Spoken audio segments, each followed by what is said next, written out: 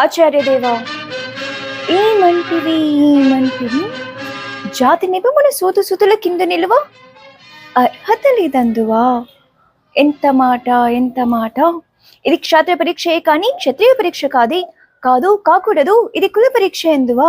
నీ తండ్రి భరద్వాజుని జననం ఎట్టిది, అట్టి జుగుప్సాకరమైన నీ సంభవం ఎట్టిది.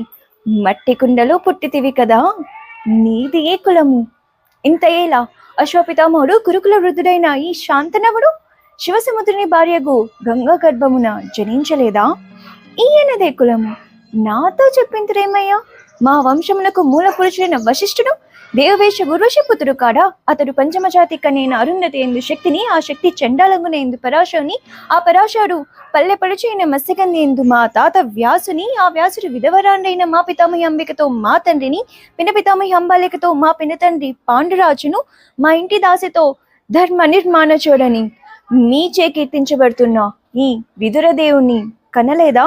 సందర్భావసరం బట్టి క్షేత్ర బీజ ప్రాధాన్యములతో సంకరమైన మా కురువంశము ఏనాడో కులహీనమైనది కాగా నేడు కులము అను వ్యర్థవాదం ఎందులకు.